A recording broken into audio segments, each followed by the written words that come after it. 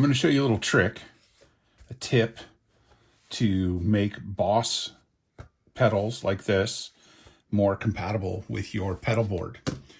Now, everybody that loves these pedals like I do, and I have a bunch of different Boss pedals, they're my favorite from when I first started playing guitar, knows that on the back they have these rubber plates. If you just throw it down on the floor, they're great because they don't slide around. You got all the information here, the label colors and made and where it's made. All this stuff plays into, you know, knowing how old your pedal is and how much it's worth. But you see, the person who got this before, who had this before me, put Velcro, tiny little Velcro strips on it, and it really left this residue on there that I just can't get it off. I've tried. And you see a lot of them with the label damaged or even ripped off because they put Velcro on the back. And I've done that myself. But I found a solution not long ago. What I used to do originally was just peel this rubber thing off and deal with it. Because I never really anticipated selling any of my stuff. But I found on eBay these aluminum plates that fit. They're the same size. They fit right in. They even have the little cutout notch for the power jack. See there at the top. And if you search Boss bottom plate, you'll be able to find these on the internet.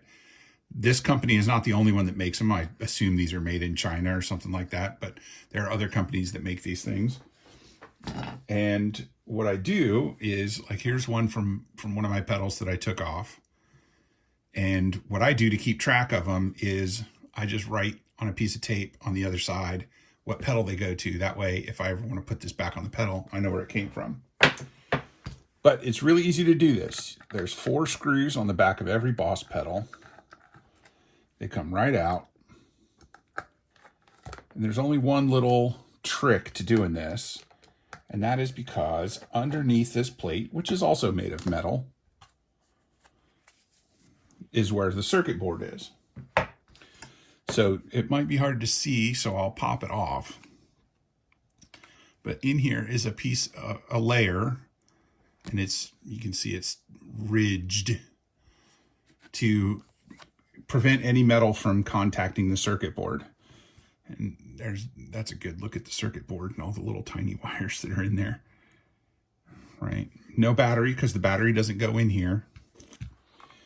So you leave this thing in there and you drop that plate. You can even, if you don't want the branding to show, you can flip it over and just put it like that. And you're all set. You just put the screw on that, and then you can put your Velcro or your, as I prefer, dual lock right there. And you haven't damaged your original back plate. And that is how you easily put a Boss pedal onto your pedal board with no damage, no fuss, and no muss. Well, I guess that's a tiny little bit of fuss, but it's really not much fuss. So enjoy.